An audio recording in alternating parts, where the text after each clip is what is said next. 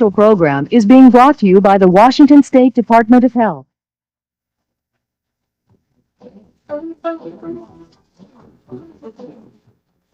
It's the conversation every parent dreads. Maybe you should go ask your mom.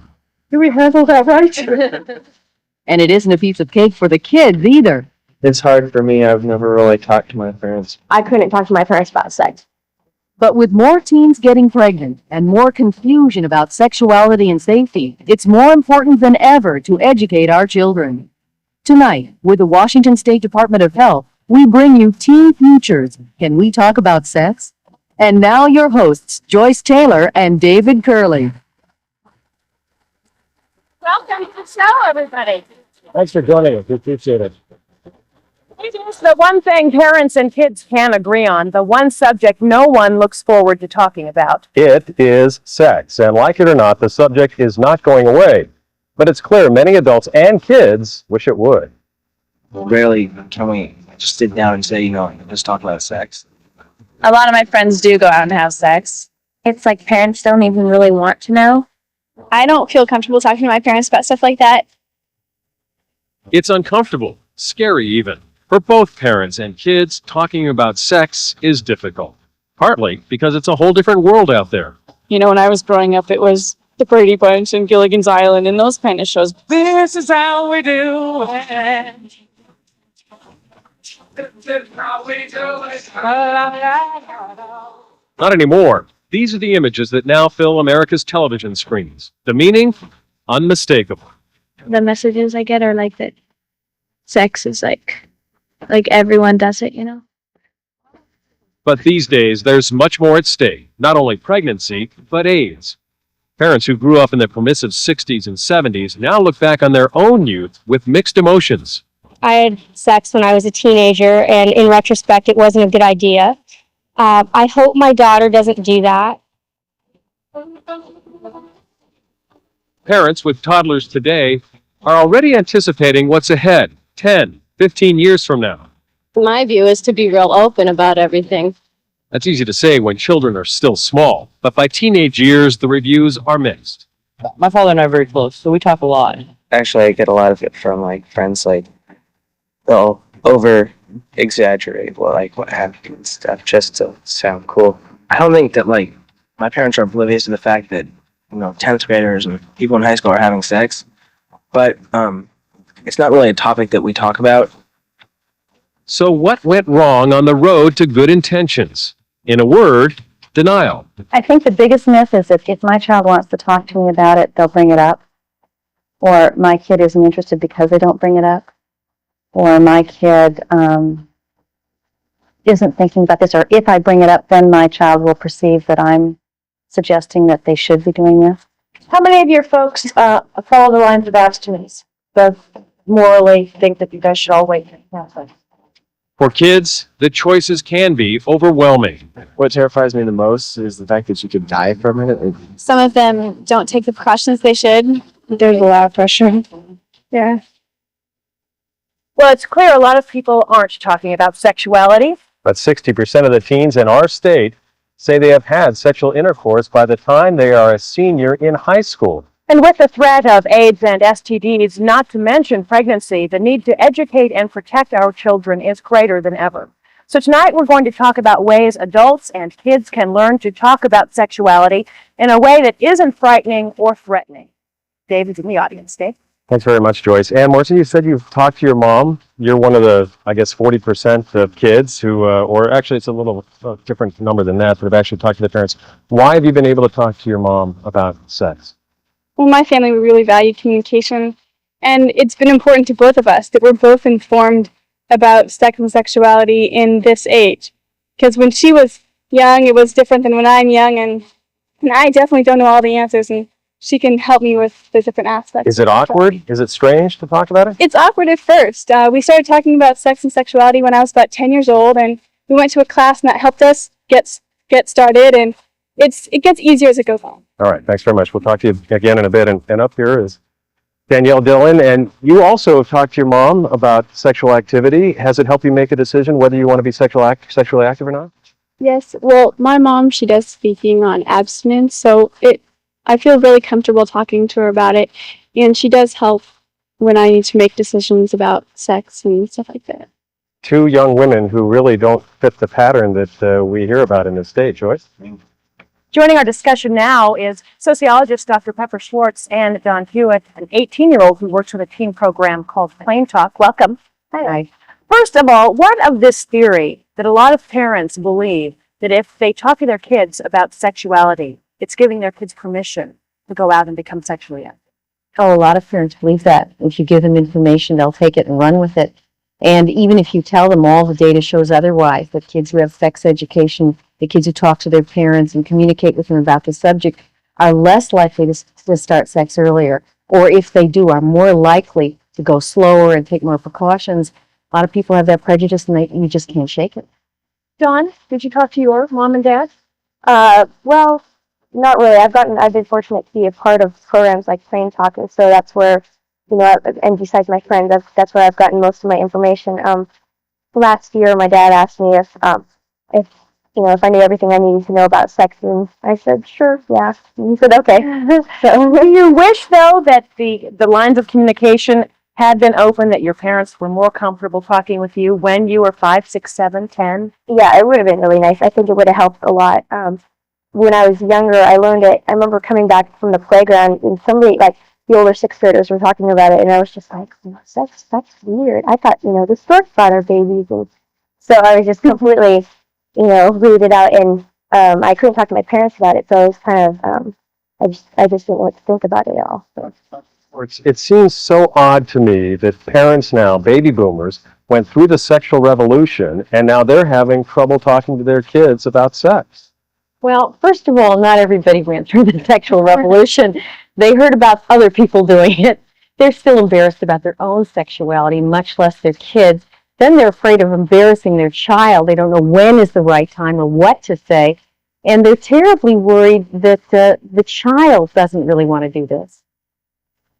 Whose job is it to initiate the discussion?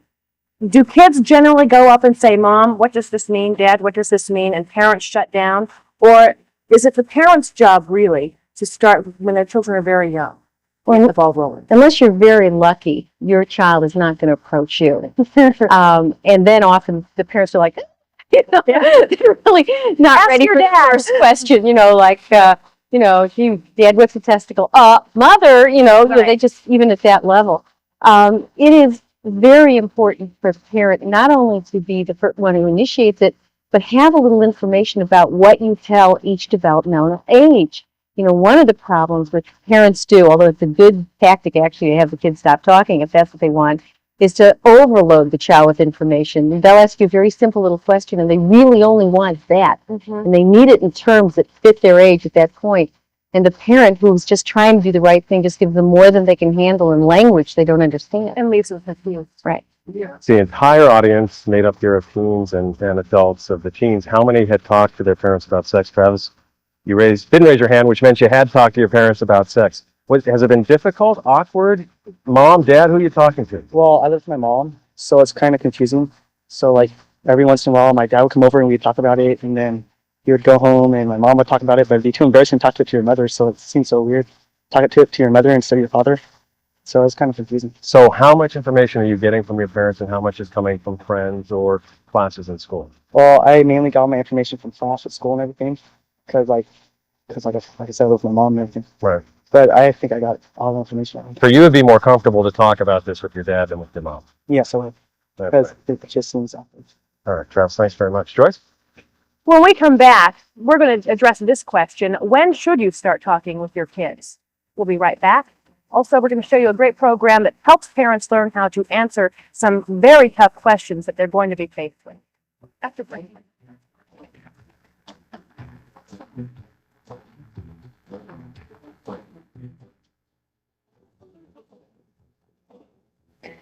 As my daughter's entering puberty, I realized I wanted some way to talk to her about it and to learn the same language. Welcome back, everybody. We are talking about sexuality with kids, and it's not always easy. So when should you start talking with your kids about sexuality? How much should you say? Fortunately, there are programs available to help answer some of these difficult and frightening questions. What is the appropriate age for kids to start dating, attend co-ed parties, or have their first kiss? When should kids learn about sexual intercourse and AIDS? Is 8 too young? These are just some of the questions many parents have. Kate Fagerberg and her husband Carrie have 3 girls. It still really bothers me to think that my little fifth grader, I mean, she's really young for fifth grade, would be learning how it's done. But Sheila Capistani, a sexuality educator, says it's never too early to start talking to our kids. The research has shown that kids who get from the very beginning good information about their bodies, about sexual information in general, about feelings, all of that will have a tendency to postpone sexual behavior. Capistani says parents are the first and best sex educators. Schools provide fact-based information, but she says it's the parent's job to communicate values and morals. You can communicate your values about something without it coming off as you're a bad person for asking me that. And it's really important to differentiate between, I'm glad you asked this question, that's a very bad thing to do. And, you know, I can't believe you're asking me this. The challenge for these parents is learning how to teach their children about sex. So here they learn through role play, asking questions of each other their children might ask of them. Oh, man. I try to think about it. If I had asked my mother that, what her response would be, because, you know, that's what I was raised at. She's the one I would have asked. But I don't know if I would even have asked for that. But I would, my parents didn't ask that. The way I start saying would be, oh, are any friends having periods yet? You know, any friends sexually active yet? You know, I just want you to know. And then she turned to me and she said, no, Mom, my friends aren't like that. It's no easy task talking to our kids about sex. It makes most adults uncomfortable because many did not get the education themselves. But perhaps Capistani makes the best case for making communication a priority. There are a lot of children who are choosing to become sexually active. So it is really across the board that kids are at risk for pregnancy. I tend to believe that how many kids are having sex is not as relevant as what we do about it. So when should we start talking to our youngsters about sexual education? There's a project going on in Renton. Brooke Williams, you're part of this project. What are you hoping to do? Just enlighten your peers about what is at stake with sex? We're hoping to educate people, especially at a young age, and hoping to let them know about what things aren't talked about and what things should be talked about. And just basically to make the public more aware of the issue of sexuality. It's called Project Empower. That's the name of your program. What are you hoping to empower kids to? Just so they understand? So they understand, so they can make better decisions. Miguel, you're kind of just getting this going now, and you haven't really been able to launch. But once you get going, what do you hope to tell some of the guys that you hang with that if they were to come to into This the is more towards the school. We're planning to educate the youth at an earlier age, so maybe they can talk about it with their parents more. Were you able to talk to your parents about it? Yeah, I was wearing the phone. Yeah, because this is your mom right here, and I got a feeling that that's part of the reason you're involved, is that you had a good relationship with your children. You'd like to see the same thing happen with other families. Right. Now I do have 2 younger children, and I'm hoping to do the same. But the whole goal with the program is to get the community involved in getting them more aware and getting the teenagers aware, but mainly to get the teenagers to speak up. When did you start talking to Miguel? Age 12, I think it was. And that's a pretty important time for boys. Was it difficult to have your mom? It wasn't bad. It was pretty much easy. Pretty much easy. Yeah?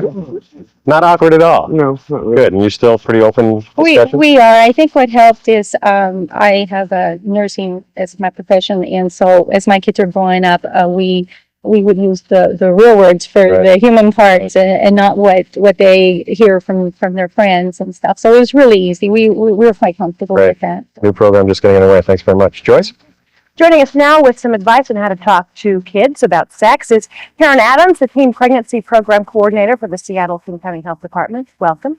Also, Claire Wilson from the Early Childhood Education and Assistance Program. So we heard this mom started talking with her son when he was 12. Is that early enough? I would say I'd start talking from birth. And when we start talking about sexuality, we start talking about body parts. And I think it's a comfort issue for adults. And if we start when our kids are newborns and we use the right words and we use the body parts, then when they start asking questions and we get into conversations, then we feel more comfortable about it. Because I think kids are really good at picking up whether we're okay or not okay with what we're saying. So kids are already familiar then with the words like breast and penis and that kind of thing. Correct. But let's say some parents haven't started birth and their child is now 5, 6, or 7. How will they or should they initiate a conversation at this point? Ask a question. Ask that 5 or 6-year-old what they already know about relationships or love or romance, or again, start with body parts. Do they go through a sort of game of naming body parts? There are lots of ways, as long as they listen, as long as they do more listening than telling, and find out what their kids already know and what the kids are curious about. Is it the dad's job to address these kinds of questions with the son? And should the mom talk to the girl, or should both parents take active roles with their children, regardless of gender? I think everybody should talk about it with each other. And I don't think I think that maybe initial conversations, it seems, and what we've heard from the audience, is that boys sometimes feel more comfortable asking dads questions. But I think that you can still have conversations, and there may be some things that you would rather ask your mom or your dad about, but I don't think it's strictly a gender thing, and mom should go with the girl and dad should go with the boy. You know, this is a difficult one. How do you start talking to your kids about what's going on sexually? There are some things that may close the door, some things that may actually open the door. Let's take a look at a couple of those. First of all, let's start with some of the things that may actually open the door up, or are we going to slam the door first? We are going to open the door first, and some of the things would be, what do you think, is to ask your child, what do you think about sexual education? That's a good question. If they bring a question up, don't chide them for asking you a question.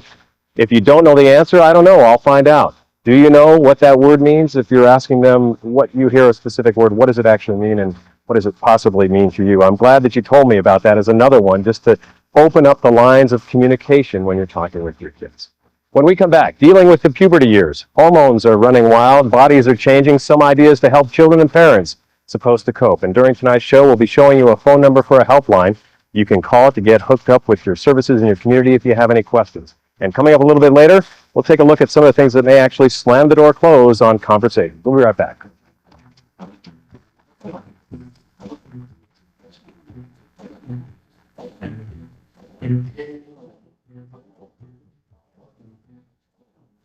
Tried it.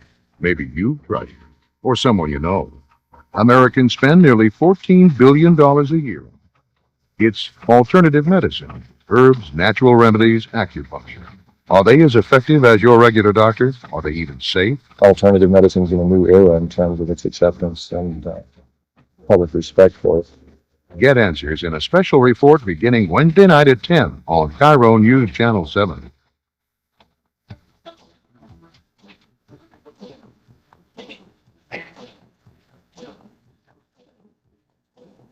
Again, the more that you talk about it, the easier it is, and just the more, each time you learn a little bit more, I think it becomes more relevant.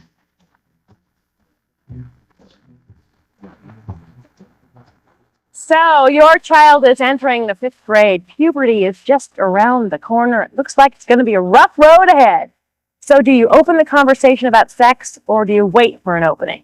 When sex education was first taught in schools for 10 and 11-year-olds, boys were taught in one room and girls in another. The classes covered basic biology, and parents were supposed to fill in the rest. But today's innovative programs are involving moms and dads directly in the classroom setting, right from the beginning. Remember that person that you said those qualities you liked in your best friends? Let's hope that all those qualities are wrapped up in that one husband. Wouldn't that just be phenomenal? It just gives me shivers. And how would you feel? Let's have a little more than happy. What is overjoyed? That's a good word, because my name's Joyce. So overjoyed. Joy Rogers is a nurse. This program is heart-to-heart at Children's Hospital, mostly moms and their 9 and 10-year-old daughters. The approach? High energy and humor. See this guy from McDonald's, and you give him a big hug and a kiss, and you say, "Oh, I'm so happy to see you. Let's make love." Would that be right? It doesn't fit, does it? Using charts and videos, Joy addresses all the physical changes these girls will be going through, the emotional ones too. I still stress that the feelings and the values are still family-based or church-based or whatever is unique to each individual. But I think it's a challenge for teenagers to learn to identify what is a feeling and what is an action, and to learn that their actions are something they can control and that the consequences are something that they'll live with. And so they'll be better equipped to make choices. Choices that are sometimes difficult to talk about. So Joy invites written questions, but it doesn't take long before the hands start going up. Other questions? What does the pill do? Boy, you're a smart group. It would seem so, but other questions reveal there is a lot of misinformation out there as well. Does one ovary have girl eggs and the other ovary have boy eggs? What a wonderful question. Rule number 1 is that mothers and daughters sit together. In this class, talking is encouraged. What's the first thing that happens? Grow. Who remembered that from last week? We grow, right? So we get taller. I think it opened gateways for us as far as talking about things that we probably wouldn't have, and I probably wouldn't have had quite the perspective that Joy had. Sometimes that means bringing up issues before they ever become problems. I will feel really uncomfortable when I have my period. So I don't think I want my mom going around telling my mom's friends that I have my period. Right. But if you can tell your mom ahead of time, like you just said, say, Mom, I want this to be a private thing, and I don't want you to be telling your friends when I get my period. Okay? Then that's helpful. Because, mothers always do things out of love, but sometimes they might make a little mistake and not know that it's something you wanted private. Joy's favorite part of this class is at the end, when she reads aloud the letters the moms, and in this case a dad, have written about their daughters. I would like my daughter to know her own mind, always act with integrity and compassion, keep her great sense of humor, be happy, and choose her friends wisely. Believe in your own feelings and believe in yourself. What I want most for my daughter as you grow up is to always feel that you can talk to me about anything at any time, and I will listen. Joy Rogers joins us now. Should we really separate it between talking to youngsters, and I'm talking 6, 7, 8, 9-year-olds and adolescents, or is that an ongoing conversation? I know that's probably the best thing in the best world. I really think, as some women have said before, that it really starts, I don't know if at birth you can start establishing the sense of sexuality in a child, and you can start being comfortable with the child. But really, you need to talk about it from birth on up all the way. And also, I think the important thing, as was pointed out before, is to listen. There's the classic story of the child who said, "Where did I come from?" And the mother goes through the total spiel, and the child says, "No, I mean Ohio or Seattle." So you don't want to answer a question that they don't ask. But I think to keep your ears open, to listen, and to really try and know the level at which they want to hear the answer. Why did the girls that we just saw in the videotape feel more comfortable in talking to you than their own mothers? Well, we had a class before this. This was the second class, and I think we set the stage in some very concrete ways, and then we go into the feeling issues. And so we set the stage, and I tell them some information, and I say, now in the car on the way home, these are some things I want you to ask your mom. So I give them some specific things to ask that are pretty uninflammatory and normal things to ask. And then as they get to the second class, in which they discuss feelings and actions, babies, boys, then they can move into a bigger comfort level. You're kind of the bridge, aren't you, between... I hope so. I hope so. I hope we can do that. Joy, thanks very much. Thank you. Joy? Joining us now is Andy Daring, a health educator with Planned Parenthood, and Grant Knutson, a volunteer with Planned Parenthood's Teen Council. And Andy, I want to start with you because we've heard about the discussions with girls. What about boys? Is it harder to get boys to open up and talk about sexuality? It definitely is. I think especially because starting earlier, boys seem to have less invested in talking about it early on. They start puberty later. They seem less interested. And culturally, we raise boys to be a little bit more or less communicative, to stand off a little bit. I think all those things can be overcome, and I think that the dialogue is just as important. It makes it tougher on parents to get it started. What is it you do specifically with Planned Parenthood to help in the education process with girls and boys? In my job, I do a lot of different tasks at this point. I do some family night stuff with Planned Parenthood, and I do a lot of school education. Do you teach parents what to say? Personally, I work more with kids directly right now. Some stuff with kids, with parents, but mostly with kids. I don't think there's a thing to say. I think what I work with kids and with parents when I do work with them is that it's a dialogue. It's about staying in the conversation. And so often we get caught up in wanting to have the right answers or the facts or the data or that kind of stuff. And much more what it's about and much more what kids are looking for from all the adults in their lives is how do I stay in the conversation? What are the issues for me? Am I normal? Is this the feeling that I should be having? Is it okay that I'm scared? Is it okay that I'm attracted to other people? It's that kind of stuff. And I think that's the task that I see at hand for all of us in the field. Grant, what about you? You work with the Teen Council, which is a program where teens talk to teens. And also the adolescents. How effective a program is that? It works pretty well. It kind of takes down some of the problems people have with communicating with their parents.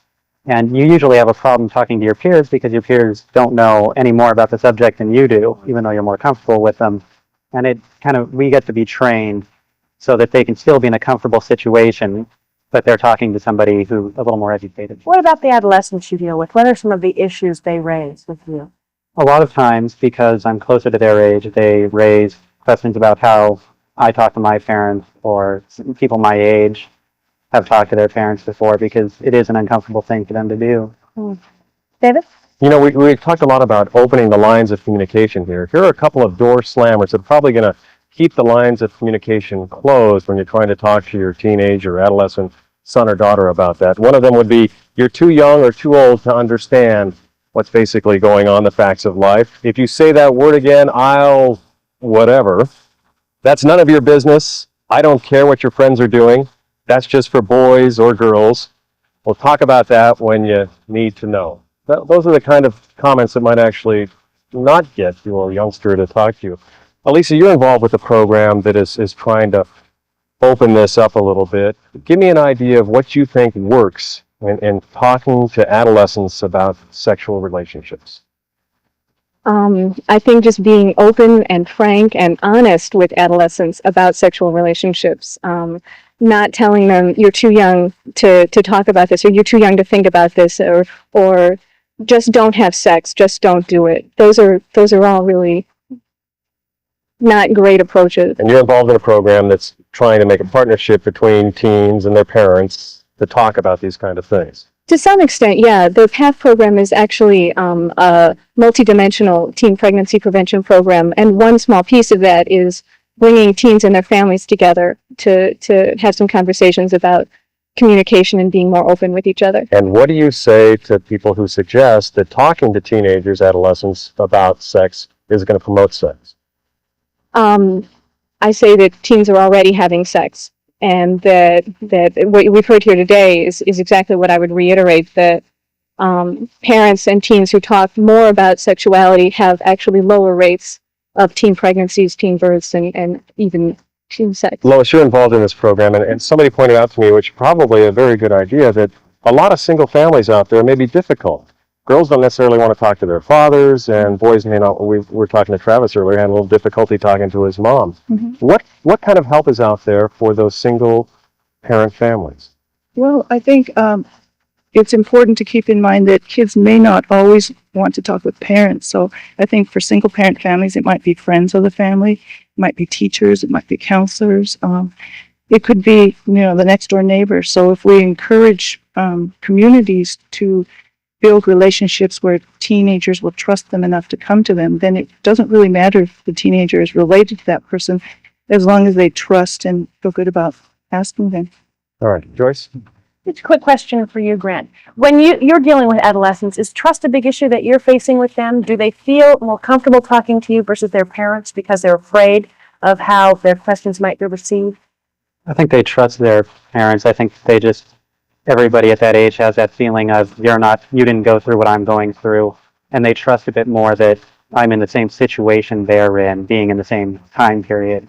Do you encourage them to talk to their parents, though? I encourage them because I think there is something that both people have to offer. Talking to a teen means that we're in the same situation, growing up at the same time. Talking to their parents means they're talking to somebody who's already been through that. Mm. Okay. Well, when we come back, tackling the teenage years, it probably is the toughest, most challenging time of life for not only the teenagers, but for parents, too. If you haven't talked yet, is it too late to start? We'll talk about that.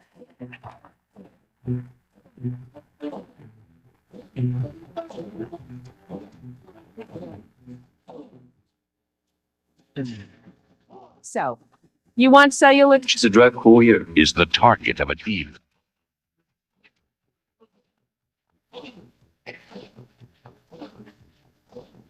All right, how many of your kids want your mom and dad to trust you to make some good decisions?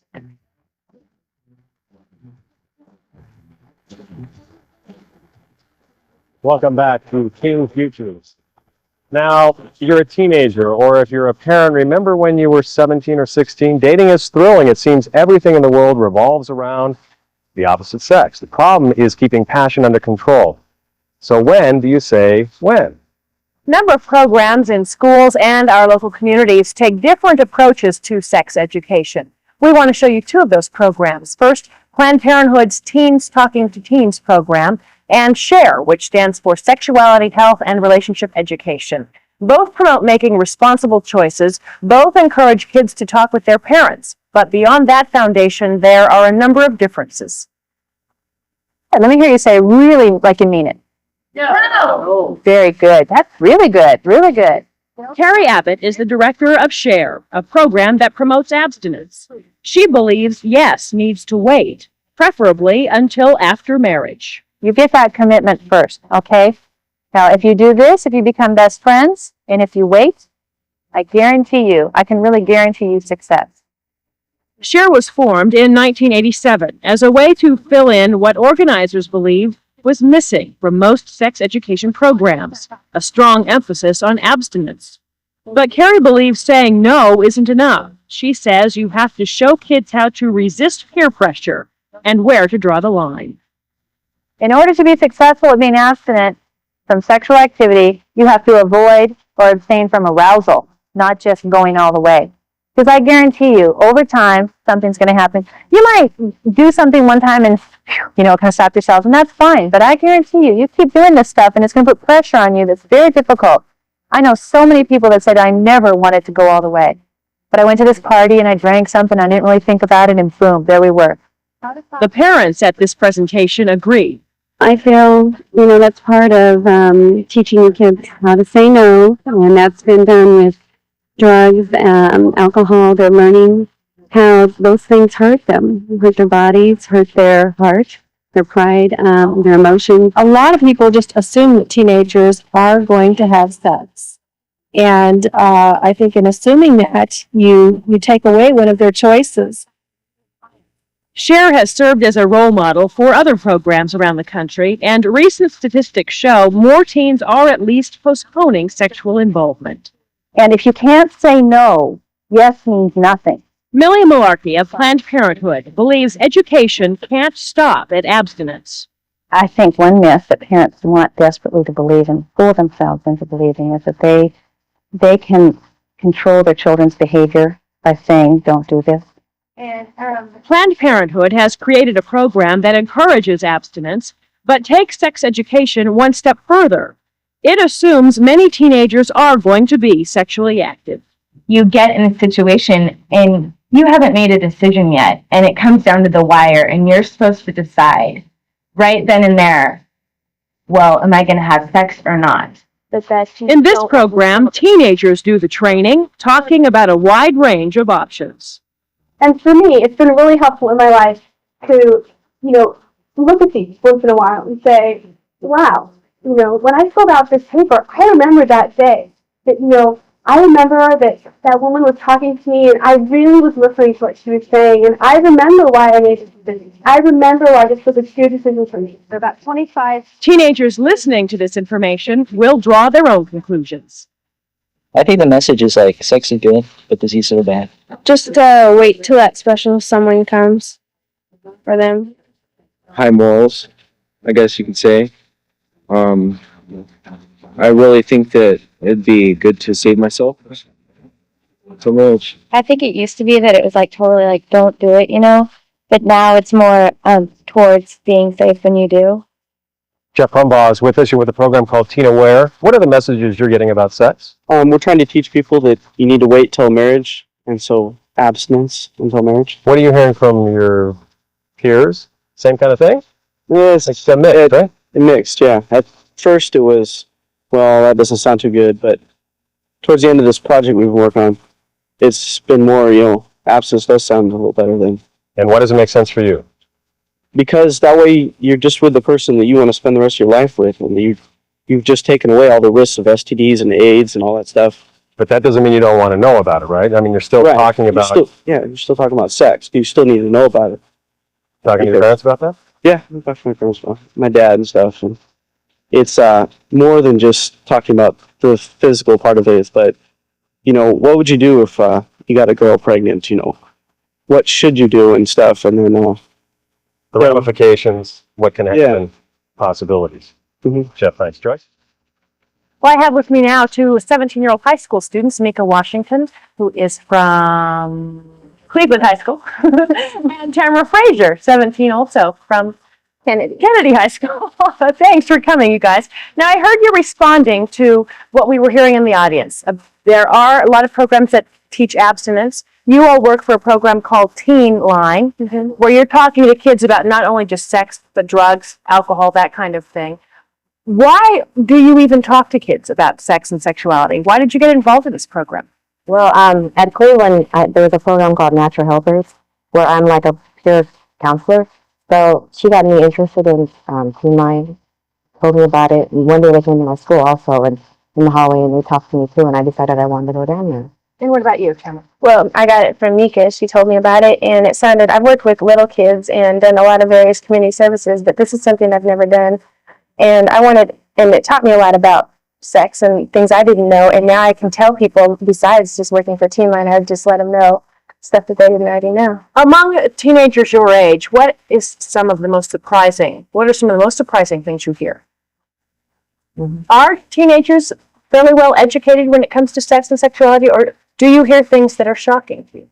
You hear a lot of things that are shocking. Some people are really educated, and some people are really ignorant about it. They just don't know. About anything? Well, they know how to do it, but they don't know how to prevent themselves from catching anything. They don't think about it. They think they're immune to everything. And we see that that's not true. Do you talk about abstinence? Yeah, we do. We talk about everything on the Teen Line. We give them all their options, and we give them tons of referrals so they can explore all their options, because we're not there to make their decisions for them. Jennifer Johnson, you're part of a Planned Parenthood group. Did you learn about sex from your parents, or is it from your peers? I learned about it from my parents because I've had completely open communication since I can remember with my mother. And how do your friends react to that? Because undoubtedly you're talking to your friends about the same things.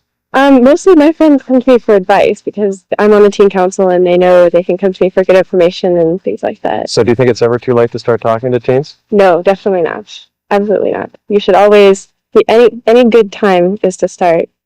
Start now if you haven't already. All right, Jennifer, thank you. Joyce? I'm curious from you two, do you find that most teenagers you're talking with are teenagers who talk to their parents? No, we get the people who've never even thought that their parents would know anything about it. That's why they're calling us, because they haven't gotten any direction usually, and we're the last thing they could think of. Why do you think that teenagers your age, I mean, you're almost adults, not quite, but almost, why do you think they don't feel comfortable? Scared.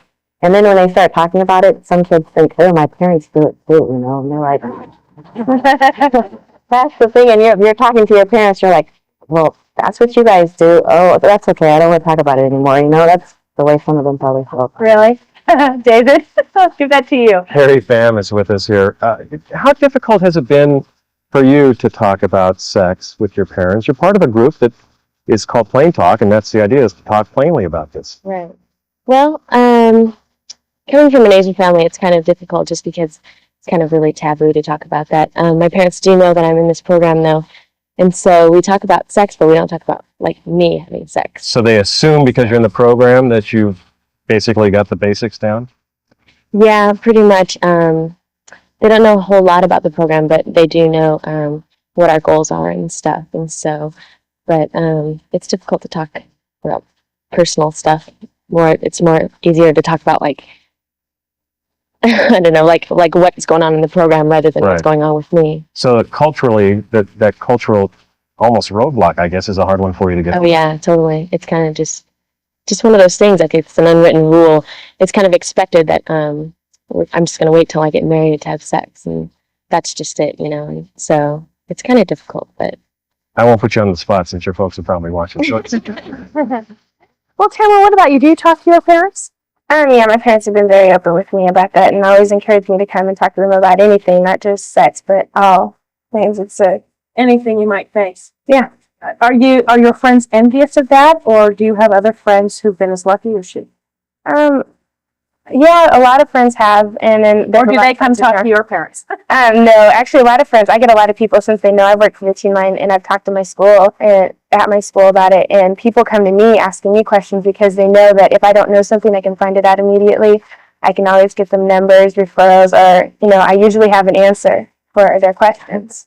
Mika, do you talk to your parents Yeah. about anything? Yeah, I joke with them. I like put myself in situations to see what their response would be. I'd say, Mom, Dad, I'm pregnant, to see what they would say. And, I get weird reactions. Yeah. Just kidding. But then you get a good idea of how they might respond. And then do you say, the right thing to do would be? I would tell them, well, I'm not pregnant and I know what to do and I'm not having sex and all that. I let them know. They don't really ask me if I'm having sex or anything like that, but they'll talk to you. They give me their opinion mostly. But do you appreciate that? Yeah, I'm glad they're comfortable talking to me. I'm happy. Most of my friends can't do that. Dale Stringer's with us from Planned Parenthood. Is your program, other programs like we've been talking about, Plain Talk and Teen Aware and Share, are they taking the place of parents because parents aren't doing their job? God, no, I certainly hope not. And I don't think that's the goal of any of these programs. I think they're mainly to augment what parents have to say. With factual information, hopefully parents are bringing in other factual information. One of the biggest things we get from members of our teen council is that they really appreciate when they get the values taught from their parents, whether it's direct or indirect, but that their parents spend the time talking with them. And that's something that we could never do as a program. We can provide factual information and those kinds of things, but everybody contributes to sexuality education. We've been talking about this Teen Aware program. Gary, if you could stand up real quickly. Same question. Is a program like yours taking the place of parents? Nothing takes the place of parents. I think parents are very important. But what's exciting about Teen Aware is that teens have an opportunity to talk to other teens about their own feelings about teen pregnancy and sexuality. All right. I have a mom right behind you here. Would you stand up, Julie? And we're getting so high here, it's going to be difficult to see a little bit. But your program that you're involved with your kids, it talks about the facts of life, but in a kind of a different way. Explain that for me. Well, the SHARE program, we talk about several different items. I mean, we talk about intimacy and building relationships, along with setting boundaries and sexual progression, but we really emphasize building good relationships, not only with your parents, but with your peers and with the opposite sex, how to build a good relationship and grow in intimacy without getting physical. And I think something else to keep in mind that we're talking about communication and communicating about sex. The thing is, we are always communicating, whether it's verbal or not. We are always communicating something to our children and to those around us. And what is it that we're communicating? When we relate to our husbands or relate to the people around us, what are we communicating? And are we promoting good, healthy relationships with our children and for them with other people? Julie, thanks very much. Some great comments. Joyce? It just seems to me, one of the things that stands out is when we talk about sex education, it seems that we avoid the issue of sexuality and feelings and how boys and girls should feel at various ages. Is there anyone in the audience that can address the importance of talking about that, not just sex education? How about we talk about it when we come back? We'll take a break, more tips for parents and kids, and we'll address that question too.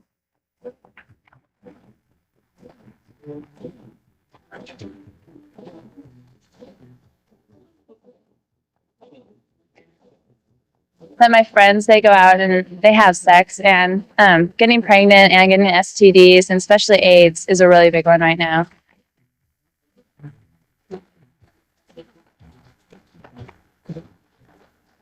You just saw the numbers. 40 teenagers every day become pregnant in Washington State. One of the reasons we're doing this program is to talk about opening those channels of communication so that teenagers don't end up getting pregnant. So you have a story to tell us. I mean, you have 2 kids now, right? Yeah, I was pregnant at the age of 14 and I had twins when I was 15. I didn't talk to my parents about sex. We just avoided it. Now I am a career educator for Planned Parenthood, and so I do all I can to inform the community, middle-aged kids and high school kids about what can happen in the reality. You kind of swung all the way on the pendulum from a young girl who didn't know very much, didn't talk to her parents. Now your goal is to what? Make sure it doesn't happen to other kids? Yeah, I just try to inform everyone the reality of what can happen to you. We talk about abstinence, birth control. If you choose to have sex, birth control. Right. Sarah, thank you. Joyce? We've been talking tonight about some of the ways you may open the door for the lines of communication with your kids. Why is it so important? Pepper Schwartz, back to you. Well, because so many kids feel so bad about themselves and are so worried about things. They really are. I mean, I get all these adult questions about body images that started when young men and women were very young. They needed to talk to somebody first about themselves, their own sexual feelings, their own feelings of inadequacy. That they really need to talk to a parent about. Then they can learn also, and I'm delighted to hear in all these kinds of programs, about treating both boys and girls, the opposite sex, whichever it is, as human beings, and knowing their own worth in an interaction, knowing the other person's worth. But it all starts step by step, and nothing but conversation will help build that. What is the consequence besides pregnancy? What are some of the consequences of not being able to communicate with your kids about something like sexuality? Well, the consequence is that they will get their information and their self-image and their values elsewhere. Because if they can't do it with you and understand who you are and why you feel the way you do, they will go out seeking it or doing it. And the thing you want most in the world, that you can help protect your child and make him or her feel good about themselves, might not be accomplished. If you can't do it yourself, that's okay. Not everybody can and should try and get over their own embarrassment if they're not good about it. But you want to help them get to the place where they can talk in the way that you feel they will be prepared for life. Otherwise, things just happen to them, and that is never the best way. Ann Morrison, tell me about the emotions. Well, I think that one of the most encouraging things for parents and youth is that no matter how old your parent is, no matter how old your child is, the parent and the child have in common emotions. No matter what generation it is, that's the one thing that the parent and the child will always have in common, and I think that that's a real door opener and something that's very special between a bond between the parent and the child. Ann, thanks very much. Reagan Davis, you had a great comment, and I want you to share it with our audience very quickly. Brandon, I'm sorry. I think that even after all this great information, there are probably still going to be some parents who are a little apprehensive about talking to their kids. But a good way to convince parents is to have them think about the friend of their child who they dislike the most, who they wish they would never hang out with. That's the kid that's going to be teaching your kids sex ed if you don't do it. Brandon, thanks very much. Joyce? Christmas McCummings is with us from Parents in Action for Teen Health. What did you want to say? I just thought that it was a little interesting how everybody is always talking about how important it is to educate, but a lot of kids are still making the wrong choices, because I know kids at my school that know more than they need to know, but are still having sex, but they don't get pregnant, and they don't have diseases and things like that. And you guys said something about feelings, and a lot of times people think, well, we need to teach the kids how to control their feelings, but you can't teach kids how to control their feelings. You need to teach kids how to maybe be comfortable with their feelings and how to understand their feelings, and not just make quick, snap decisions based on run-of-the-mill things that just come up in their life. They're just doing whatever people tell them to. Thanks, Christus. We wanted to tell you a couple of quick tips for parents. Tell it like it is. Talk about humans. Listen to your child. Show some interest. Give simple explanations. And most of all, be very patient if you can. If you are a teen and you have questions or just want to find out about more programs available, you saw the 800 number, 562-1240. That helpline is staffed 24 hours a day, statewide. Our aim tonight, of course, was to help you open the lines of communication. We hope that we've done that. It's difficult to talk about sex, But it's very important to do so. Thanks for joining us, everybody. Have Good a wonderful night. evening. The preceding program was brought to you by the Washington State Department of Health.